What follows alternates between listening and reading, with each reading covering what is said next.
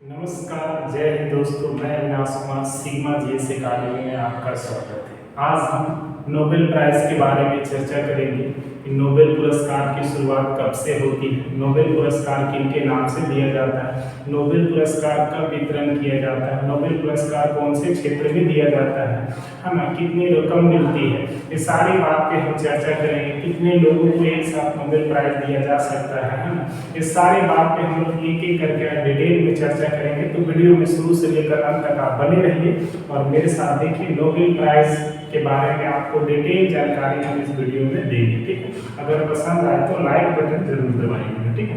देखिए, नोबेल पुरस्कार की अगर हम बात किया जाए तो सबसे पहले एक वैज्ञानिक का नाम याद रखना है ना। वैज्ञानिक कौन थे भाई? तो स्वीडिश वैज्ञानिक थे, है ना। स्वीडन के रहने वाले एक वैज्ञानिक थे जिनका नाम क्या था दोस्तों? अल्फ्रेड नोबेल, ठीक है। तो अल्फ्रेड नोबेल नाम का एक वैज्ञानिक थे, ठीक है। कुछ एक ऐसा वैज्ञानिक थे, रसायन क्षेत्र के वैज्ञानिक थे, है ना। रसायन वैज्ञानिक थे इन्होंने, ठीक है, यानी केमिकल वैज्ञानिक थे जिनका नाम था अल्फ्रेड नोबेल, है ना। इन्होंने जो दोस्तों 1867 ईस्वी की अगर बात करें तो 1867 ईस्वी में इन्होंने, ठीक है, डायनामाइट का खोज किए थे, है ना। डायनामाइट की खोज किए थे, तो याद रखना है, ठीक है, कि 1867 ईस्वी में अल्फ्रेड नोबेल नाम के व्यक्ति ने, वैज्ञानिक ने सबसे पहले डायनामाइट की खोज किए थे, है ना। ये बात आपको याद रखनी है। दूसरी बात करें, अगर इन वैज्ञानिक की जन्म की बात करें तो इनका जो जन्म हुआ था दोस्तों 1833 ईस्वी में हुआ था, है ना। अच्छा, कहाँ हुआ था? तो स्टॉकहोम में हुआ था, है ना। स्वीडन की राजधानी स्टॉकहोम में 1833 ईस्वी में इनका जन्म हुआ था। 9 वर्ष की अवस्था में अपने परिवार के साथ ये रूस चले गए थे, है ना। तो इनका जन्म 1833 में हुआ था। 1867 ईस्वी में इन्होंने डायनामाइट की खोज किए थे। अच्छा, इनके बारे में एक बात और याद रखना है कि ये अविवाहित थे, है ना। ये अविवाहित वैज्ञानिक थे जिनका नाम था अल्फ्रेड नोबेल, है ना। इनकी जो मृत्यु होती है, इनकी मृत्यु 1896 ईस्वी में हो जाती है ना। 1896 ईस्वी में जब इनकी मृत्यु होती है तो इनकी जितनी भी संपत्ति थी, है ना, ये अपने वसीयत में इन्होंने एक बात लिखा कि हमारी जितनी भी संपत्ति है, जिससे हमारे संपत्ति से, ठीक है ना, जो हम स्वीडिश या अदर देश के जितने भी लोग हैं उनको ना एक प्राइज दिया जाए हमारे पैसे से, जो अच्छे क्षेत्र में काम करते हैं, ठीक है। चाहे वो स्वीडन का हो या अदरवाइज किसी दूसरे कंट्री का हो, तो सभी लोगों को दिया जाएगा। इन्होंने ऐसा अपनी नसीहत में मरने से पहले लिखे थे, ठीक है। तो इनकी पैसा से, जो इनका अल्फ्रेड नोबेल का जो भी पैसा था, तो इनके पैसा से जो ब्याज आता है दोस्तों, है ना, उस ब्याज से जो है ना प्रत्येक साल की अगर हम बात करें, ठीक ना, तो प्रत्येक साल जो है इनके ब्याज वाले पैसे से नोबेल प्राइज दिया जाता है, ठीक है। तो ये प्रश्न आपको याद रखना है कि नोबेल पुरस्कार जो है ना, अल्फ्रेड नोबेल के जितनी भी संपत्ति थी उनका ब्याज से जो है ना प्रत्येक साल नोबेल प्राइज दिया जाता है। अच्छा, नोबेल प्राइज जो है ना वो कब दिया जाता है, ठीक है, तो ये भी बात याद करें। नोबेल प्राइज की घोषणा जो है ना वो 10 दिसंबर को होता है, ठीक है, याद रखना। नोबेल प्राइज कब दिया जाता है? तो इनके पुण्यतिथि पर, है ना। तो इनके पुण्यतिथि पर 10 दिसंबर को जो है नोबेल प्राइज का वितरण किया जाता है, ठीक है ना।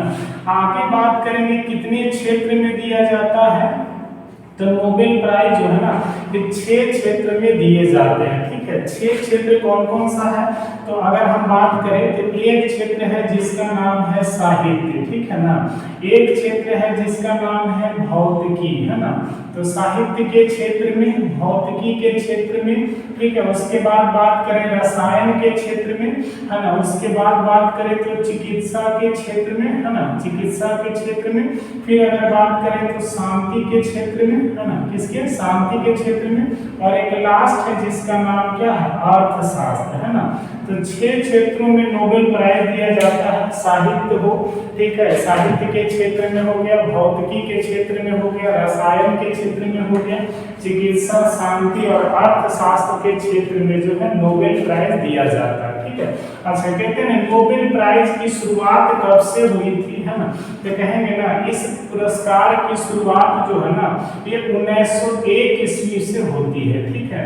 नोबेल प्राइज प्राइज की जो शुरुआत की अगर हम बात करें तो इसका शुरुआत जो है ना 1901 ईस्वी से नोबेल प्राइज की शुरुआत होती है।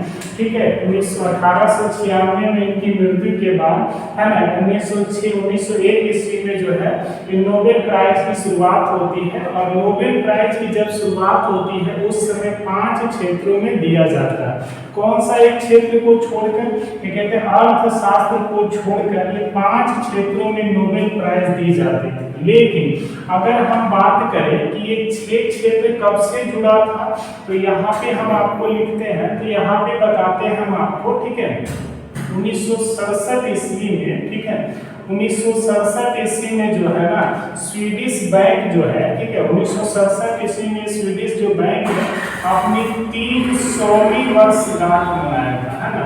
तो कहते हैं 300वीं वर्षगांठ के शुभ अवसर पर इन्होंने, ठीक है 1969 ईस्वी में, ठीक है 169 है ना, तो 1969 ईस्वी में इन्होंने जो है, ठीक है उन्होंने जो है अर्थशास्त्र के क्षेत्र में नोबेल प्राइज की शुरुआत किया था। ठीक है, तो याद रखना है कि अर्थशास्त्र का नोबेल प्राइज की शुरुआत कब से होती है, तो अर्थशास्त्र का नोबेल पुरस्कार की शुरुआत 1969 ईस्वी से होता है, 69 है ना। और ये 1967 में स्वीडिश बैंक की 300वीं वर्षगांठ के बाद जो है इन्होंने नोबेल में अर्थशास्त्र के क्षेत्र में पुरस्कार की शुरुआत करते हैं। ठीक है, चलिए अगर आगे हम बात करें, ठीक है कि कितना पैसा मिलता है दोस्तों, तो पहले इसमें मिलता था 7 मिलियन। ठीक है 7 मिलियन। अच्छा, ये स्वीडिश है ना, ये स्वीडिश जो है खास करके क्रोनर, स्वीडिश का जो करेंसी है जिसको हम लोग क्रोनर कहते हैं ना,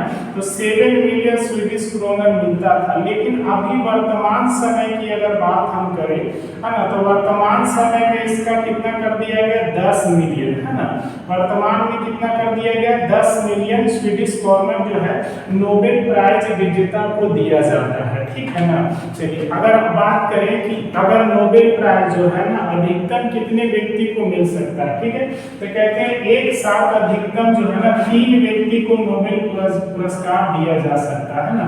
अधिकतम कितने व्यक्ति को मिल सकता है, तो 3 व्यक्ति को मिल सकता है। ठीक है, और 3 व्यक्ति में जो नोबेल पुरस्कार देने वाले होंगे वो तीनों को बराबर बराबर हिस्से में पैसे बांट सकते हैं। और नहीं तो दूसरा कंडीशन ये होता है कि किसी एक क्षेत्र में 3 लोगों को मिल सकता है जिसमें बराबर बराबर हिस्सा रहेगा। अदरवाइज किसी को एक को आधा मिल गया, ठीक है, और आधे में से फिर ये आधा जो बचा उसमें से फिर 2 लोगों को दिया जाता है। ठीक है, तो ये भी कंडीशन है। और नहीं तो एक क्षेत्र में किसी एक व्यक्ति को ही दिया जाता है ना। तो एक क्षेत्र में 3 व्यक्ति को भी दिया जा सकता है जिसमें बराबर बराबर रकम बांटी जा सकती है।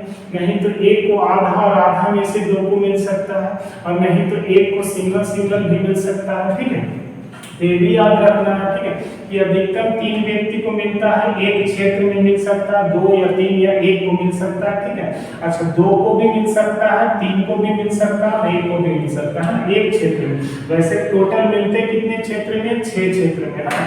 तो याद रखना। अच्छा, यहाँ से एक और प्रश्न याद रखना, शांति कहेगा ना कि शांति का नोबेल प्राइज जो है ना वो किसके द्वारा जारी किया जाता है या कौन देता है, तो कहते हैं शांति का नोबेल प्राइज जो है ना, ठीक है, नॉर्वे की राजधानी ओस्लो के द्वारा जारी किया जाता है ना।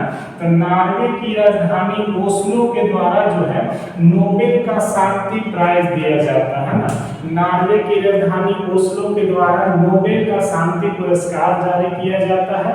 और स्वीडिश बैंक के 300वीं वर्षगांठ के समय पर, ठीक है, वर्षगांठ में 1969 ईस्वी में अर्थशास्त्र के क्षेत्र में नोबेल प्राइज की शुरुआत हुई, है ना। तो आपको इधर हम सारा डिटेल में जानकारी दे दिए। अब हम बात करेंगे इधर कि भारतीय मूल के कौन कौन से ऐसे व्यक्ति हुए जिन्हें नोबेल प्राइज से सम्मानित किया गया, है ना।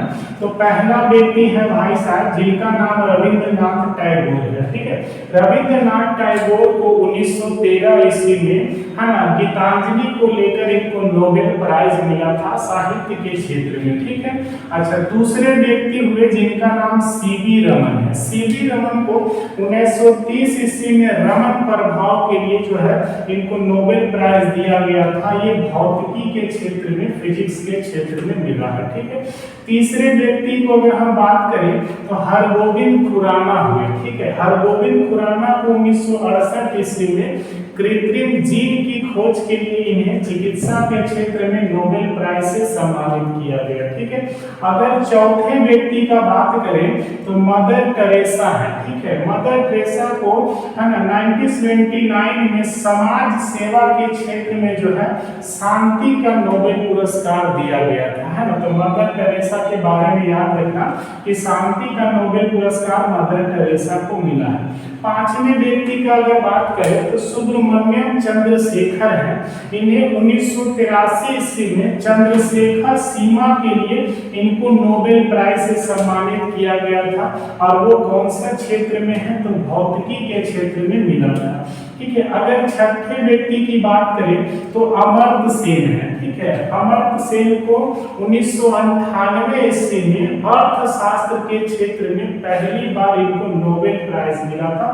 कल्याणकारी अर्थशास्त्र में इनको अर्थशास्त्र के क्षेत्र में अमर्त्य सेन को नोबेल प्राइज मिला, ठीक है। अगर सातवें व्यक्ति की बात करें तो बीएस न्यायपाल हुए, जिनको 2001 में साहित्य के क्षेत्र में जो है इनको नोबेल प्राइज दिया गया था। अगर हम आठवें व्यक्ति की बात करें तो आठवें व्यक्ति का नाम कैलाश सत्यार्थी है। 2014 में इन्हें, ठीक है, शांति का नोबेल प्राइज से इन्हें सम्मानित किया गया, है ना। तो भारतीय मूल के इतने व्यक्ति हैं जिन्हें नोबेल प्राइज मिला है। रविंद्रनाथ टैगोर को 1913 में, सीवी रमन को 1930 में, हरगोविंद खुराना को 1968 ईस्वी में, है ना। मदर टेरेसा को 1979 ईस्वी में, सुब्रमण्यम को 1983 में, अमर्त्य सेन को 98 में, बीएस न्यायपाल को 2001 में और कैलाश सत्यार्थी को 2014 में, ठीक है। अच्छा, एक और बात आपको याद रखना है कि महात्मा गांधी को ना 5 बार नोबेल के नामित किया गया है ना। महात्मा गांधी जी को 5 बार नोबेल प्राइज के लिए नामित किया गया। अच्छा, डेट कब कब है दोस्तों, तो 1937 ईस्वी में इन्हें नामित किया गया नहीं, ठीक है। 1938 ईस्वी में किया गया, 1939 ईस्वी में किया गया, 1947 में किया गया और 1948 ईस्वी में किया गया। तो महात्मा गांधी को नोबेल प्राइज के लिए 5 बार नामित किया गया है, लेकिन एक बार भी नोबेल प्राइज नहीं मिला है, ठीक है। ये बात याद रखना, 5 बार नामित किया गया लेकिन एक बार भी नहीं मिला है ना। एक बार भी इनको जो है नहीं मिला है नोबेल प्राइज। लेकिन याद रखना, पूछे कितने बार नामित किया गया, 5 बार। 1937 में, 38 में, 39 में, 47 में और 48 में 5 बार नामित हुए हैं, लेकिन एक बार भी इन्हें नोबेल प्राइज नहीं दिया गया, ठीक है। चलिए और विशेष बात करें नोबेल के बारे में, तो सबसे कम उम्र में नोबेल विजेता रहे हैं जिस व्यक्ति का नाम है लॉरेंस ब्रैग, ठीक है। ये लॉरेंस ब्रैग जो है ना सबसे कम उम्र के व्यक्ति है। 25 वर्ष की अवस्था में इन्हें नोबेल प्राइज दिया गया था, है ना। ये पहला ऐसा पुरुष है जो सबसे कम उम्र में नोबेल पुरस्कार के विजेता रहे हैं, जिनका नाम लॉरेंस ब्रैग है, ठीक है, ब्रैग। अच्छा, कौन सी महिला है जिन्हें सबसे कम उम्र में नोबेल प्राइज सम्मानित किया गया है, तो मलाला यूसुफजई, ठीक है। मलाला यूसुफजई एक महिला है जिनको 17 वर्ष की उम्र में जो है नोबेल प्राइज से सम्मानित किया गया है ना। तो आइए एक बार फिर से रिकॉल करते हैं। नोबेल प्राइज जो है ना स्वीडन वैज्ञानिक अल्फ्रेड नोबेल के नाम से दिया जाता है। इनका जन्म 1833 ईस्वी में स्वीडन में हुआ था। 9 वर्ष की अवस्था में रूस चले गए हैं।